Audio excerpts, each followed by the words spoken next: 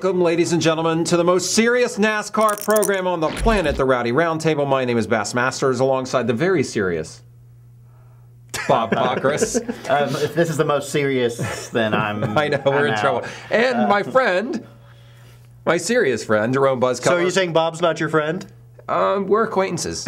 We're not so serious friends. No, we're not. We're just kidding around. We're talking NASCAR here, and we're talking about these new you must declare your intentions rule. Well, yeah, when you get your NASCAR license or apply for your NASCAR license, you have to check off a box indicating which championship you are going to run for, and you can only choose one. So you can't. Which one did you choose? Simultaneously run for the Sprint Cup Championship and the Nationwide Series Championship. The same is true of reporters. You can only report on one series now. All right. So what do you think about this, Bob? I mean, declaring your intentions. We've talked for a long time about the Nationwide Series getting its own identity. I think it's a step. I'm not sure if it's a very good step. I guess, hey, it's an attempt, and we'll see what happens. It still doesn't answer the bigger problem of how do the Justin Allgaiers and the Steve Wallaces and the Jason Lefflers of the world compete with the Kyle Busch's, Carl Edwards, Brad Keselowski's on a week-to-week basis. Is it a question of equipment? And obviously, the Cup guys are more skilled at this point in their careers. Correct. But is it also a question of being behind the 8 ball because your equipment generally isn't competitive also? At times, but there's also, the amount of track time during a race weekend. Mm-hmm. Obviously, a Cup guy is out on the track usually for 2 hours right before the race starts. And a guy like Jason Leffler has maybe 2 laps in qualifying. Right. So this is a baby step. What's your reaction? Well, my reaction is it's not really going to change anybody's behavior. I printed out the final nationwide standings for this past season just because I wanted to see how many races each of these guys ran. And there are 6 Cup regulars in the nationwide top 10. Only one of them, Brad Keselowski, ran the full season. Carl Edwards was 1 race shy of a full season. Paul Menard ran 32. Kevin Harvick 27. Joey Logano 25. So obviously, in the case of Logano, Harvick, Menard, they weren't running for a championship. So will this change the behavior in terms of Cup guys in the series? I don't know that they want to change the behavior. I mean, the dilemma for NASCAR, it seems to me, is this. Wouldn't it be great if the Nationwide Series had its own stars and its own identity? And gee, wouldn't that be great? On the other hand, the Cup guys probably bring in a lot of dollars into the series in terms of sponsorship and in terms of fannies in the seats. So how do you wean yourself off these guys? Well, the first thing is you mentioned sponsorship. Mm-hmm. And that's going to be the biggest question. Is there going to be sponsors now who, instead of supporting a Cup guy, will they support a Nationwide guy because he can run for the title? Right. Or maybe a sponsor who's not even in the series say, hey, I know that this will cost me less. This will cost me less. And I can run for a championship. I can run for a championship. But Bob, let me ask you this. If Brad Keselowski gets 6 wins and 25 top 5s, and Jason Leffler gets 1 win and 10 top 5s, but wins the championship, isn't that a hollow victory? Don't we really know who the true champion is? I think there's a little bit of a... I don't know whether hollow is the right word, but... tainted! I think there's going to be questions about it, and it'll be interesting to see how it works. I think it'll be a lot like if you follow road racing, and a lot of times there's 2 divisions going on at the same time. The team that wins like the second division, you're like, okay, that guy won, but he finished 5th, but okay, so he's like the top in his class. And I think this is the way it's going to be, and I think at the start it's going to be kind of confusing, and there will be a lot of questions. Maybe 3 or 4 years down the road we'll be used to it. If you look, I agree with you. There's going to be a transition period where people adapt their behavior to this new world, and that'll be sponsors and then teams trying to understand, well, what do people value out of this? But look at what NASCAR is really trying to do. Basically, I don't want to change the economic dynamic too much of this thing. I want to keep the dollars flowing, and this is not the time to make a major change that pulls dollars out of this series.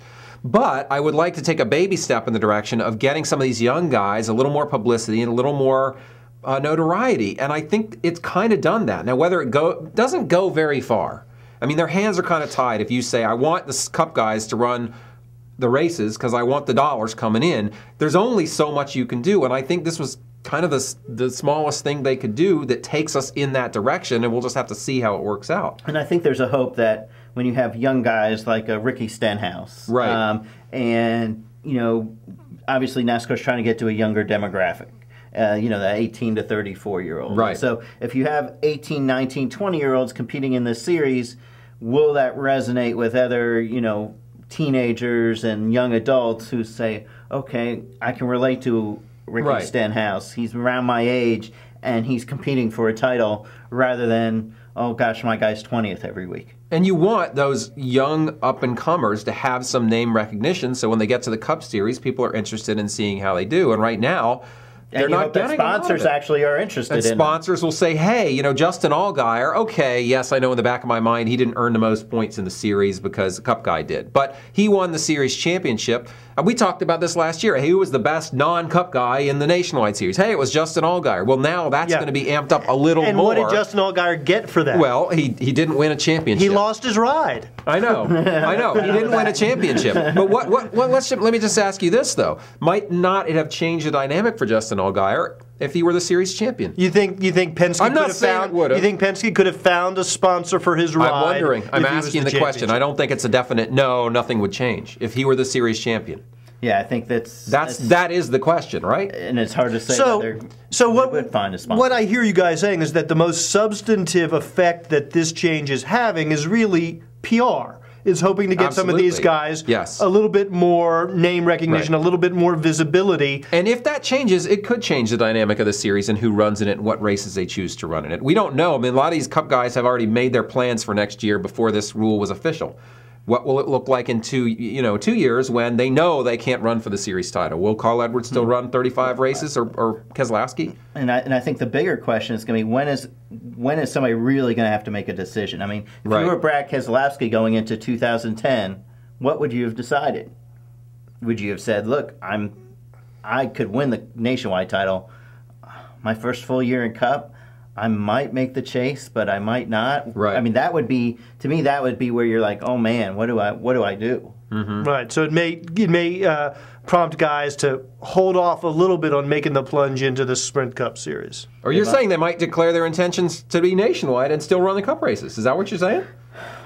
I can't. I mean, it's hard for me to see that. Yeah. I don't. The only way you would do it is if you had some sponsor your sponsor on the Cup side would have to have some sort of... Right. Maybe it was the same sponsor on the Nationwide side or something like that. Exactly. Right. All right. That has been your Rowdy Roundtable, an extensive discussion of a very important and very serious issue here on Rowdy.com. Like all our issues. Like all our issues. We have some issues, believe me. Egomaniac. But we'll see you next time. OCD. Okay, fair enough. Just plain weird. We'll see you next time right here. We need to get the intern to dust this table. Yeah, will you dust the table, Come here, please? Intern, bring your dust feather thing. This is the most ineffective intern I've ever had, Rowdy. Okay, bye. Rowdy.com. Say it like it is. Say what like it is? Rowdy.com.